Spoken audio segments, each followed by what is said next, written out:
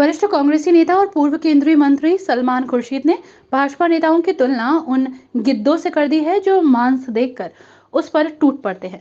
सलमान खुर्शीद शनिवार की रात मुरादाबाद के नागफनी इलाके में कांग्रेसी प्रत्याशी हाजी रिजवान के पक्ष में एक जनसभा को संबोधित करने पहुंचे थे। उन्होंने भाषण के दौरान कांग्रेस के राष्ट्रीय अध्यक्ष मल्लिकार्जुन खड़गे के उस बयान का जिक्र करके सफाई पेश की थी जिसमें प्रधानमंत्री मोदी को जहरीला कहकर वो भाजपा के निशाने पर आ गए थे। सफाई देते हुए सलमान खुर्शीद ने मंच से कहा कि भाजपा के लोग कांग्रेस के ऊपर ऐसे टूट पड़े जैसे गिद्धों का झुंड टूट पड़ता है।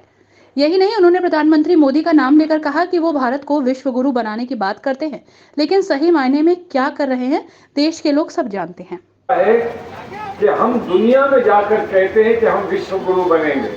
मैं शिकायत नहीं करूंगा किसी की, आज वजीर आजम की शिकायत नहीं करूंगा, इसलिए कि जो वजीर आजम करते हैं वो आपके सामने है। शिकायत करूं तो वो फिर कहते हैं कि हमारी शिकायत हो रही है।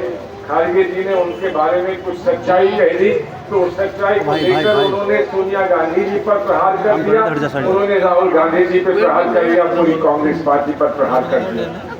ऐसी गुफ्तगू कैसी है भाई, कैसी है गुफ्तगू?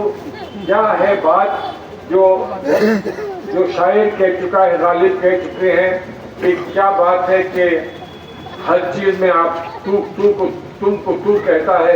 बताओ ये अंदाज़े गुफ्तगू क्या है? तो क्या अंदाज़े गुफ्तगू इस मुल्क में आज है कि कोई भी बात कहो, सच बात कहो, हकीकत कहो तो हकीकत के जवाब में गाली पड़ जाती है, एकदम प्रहार हो जाता है, एकदम आप पर सब ढीलों की तरह जुट पड़ते हैं सिर्फ इसलिए कि आपने हकीकत कही। हकीकत आखिर है तो क्या है? हकीकत ये है कि जो मुरादाबाद में लोग रहते हैं, जो रोज उनको रोजमर्रा उनको देखना पड़ता है, सहना पड़ता है, वो जानते हैं कि हम दुनिया में जाकर कहें कि हम विश्व गुरु हैं और हम कहें कि हमारी शहरों में कोई लंदन और पेरिस से और न्यूयॉर्क से कोई कम गली नहीं है, लेकिन हम जब यहाँ आते हैं तो मोर नाचते हुए मोर की तरह अपने पाँव देखते हैं तो क्या होता है, आंखों से आंसू निकल आते हैं। ये हमारा मुरादाबाद, इसको क्या हो गया? इसको क्या कुछ नहीं देने की बात करी थी कभी कांग्रेस पार्टी ने? हम तो उस समय जब उत्तर प्रदेश की सियासत को देखते थे तो फख्र होता था। हर दफा जब मुरादाबाद का नाम लिया जाता था तो फख्र होता था इस बात का कि मुरादाबाद को तो कैसा शानदार शहर बना दिया जाएगा।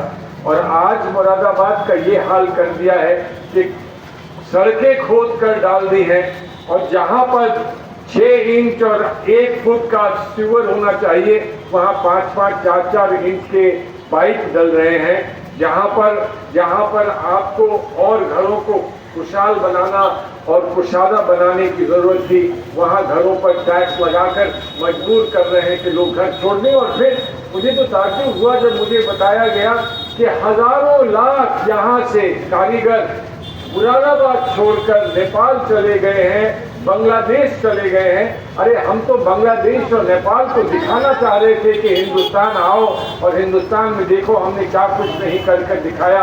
और अपने ही मुरादाबाद, अपने ही पड़ोस के, अपने ही साथ के लोग छोड़ कर मुरादाबाद चले जाएं।